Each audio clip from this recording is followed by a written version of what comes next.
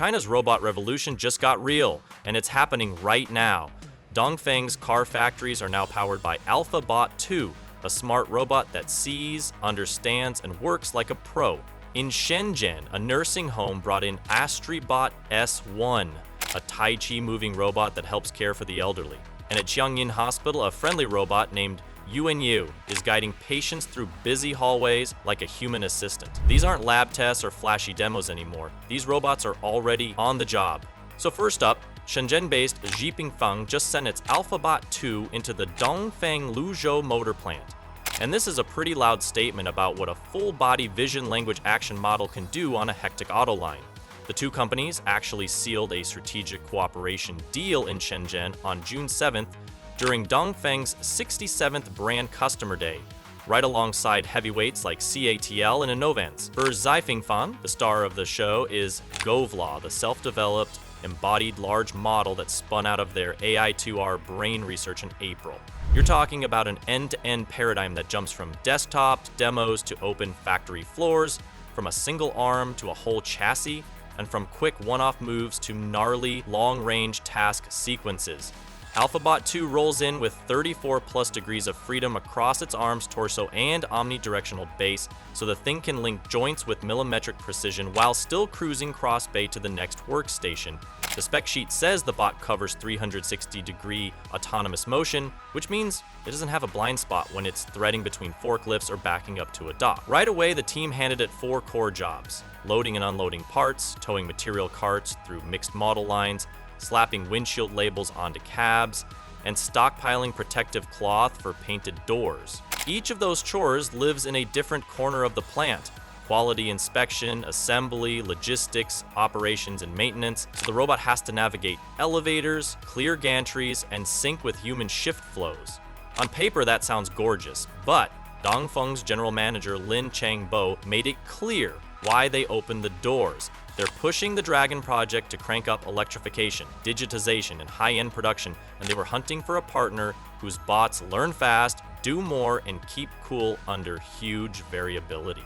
Zhipingfang's founder, Dr. Guo Yandong, spelled out the loop thereafter. The factory gives back a mountain of real operational data, the model evolves, then the smarter version rolls out tougher capabilities, and the cycle keeps spinning. They call it a data flywheel, but basically, it's an on-premises feedback loop that simulation just cannot mimic.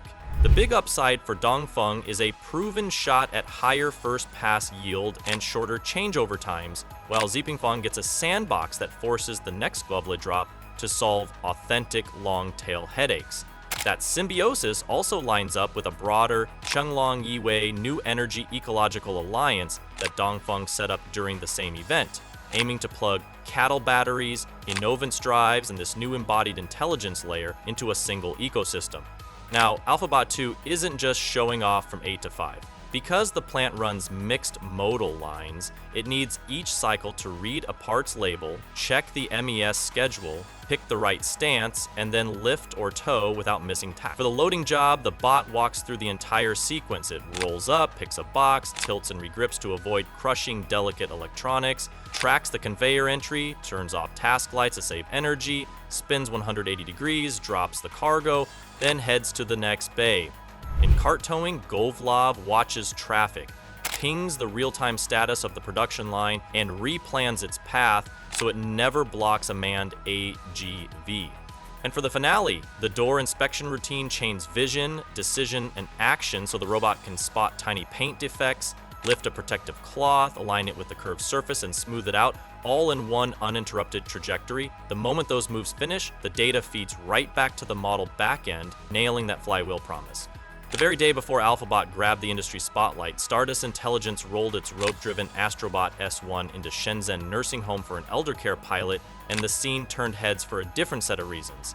Demographically, China just tipped past 300 million citizens over 60, that's about 22% of the population, and a ministry report pegs the caregiver shortage at a staggering 5.5 million.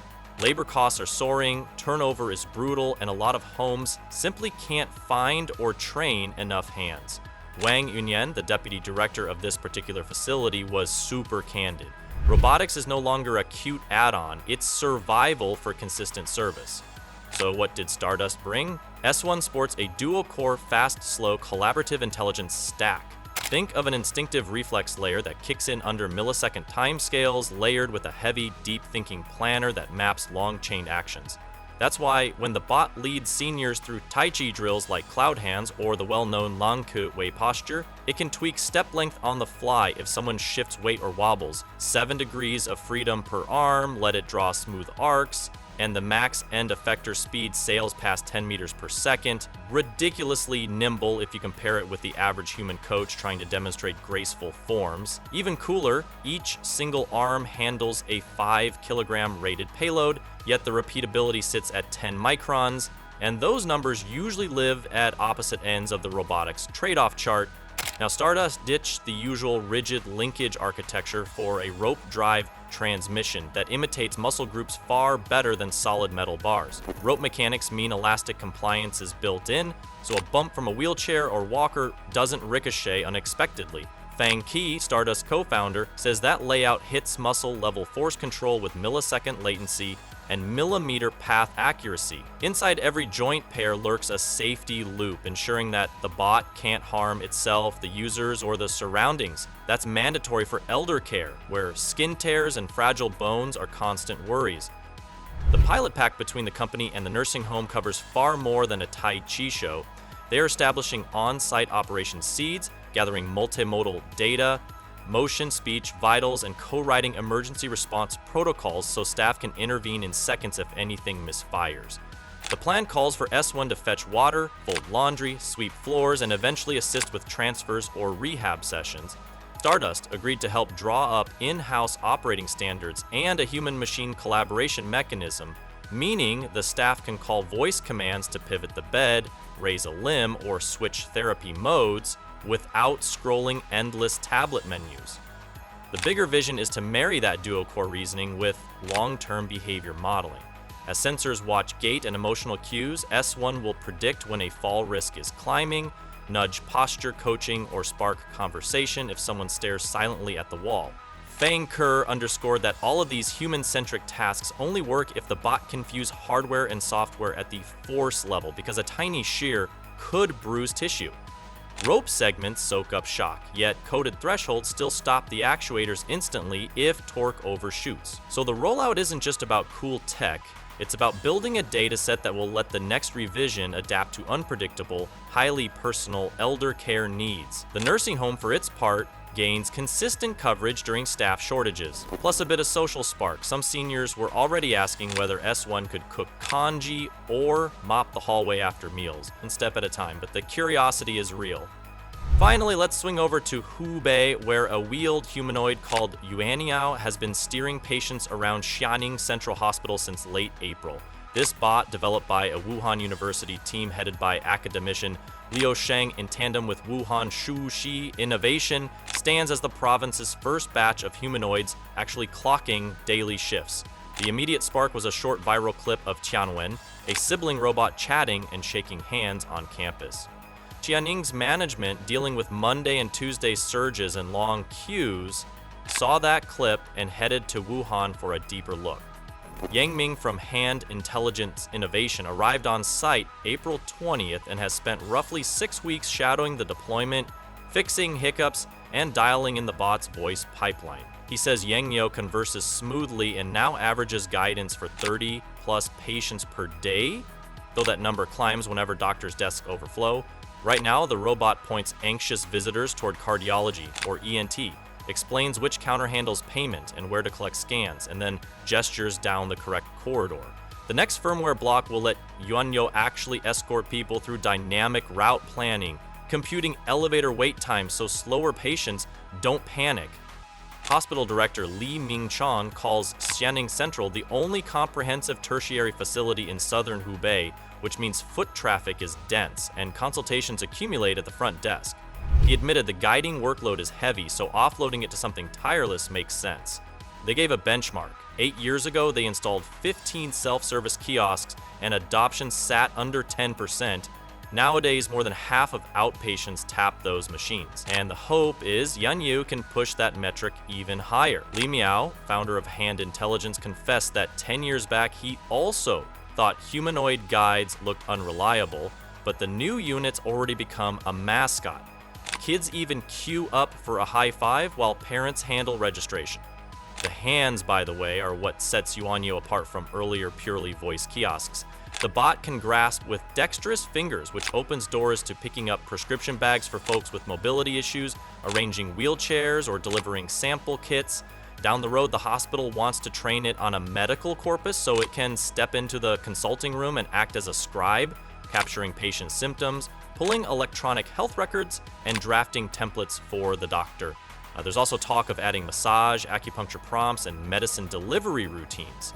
For accuracy, it'll rely on voice recognition, floor mapping, and a dynamic route engine, meaning the guide will soon evolve into a semi-clinical assistant.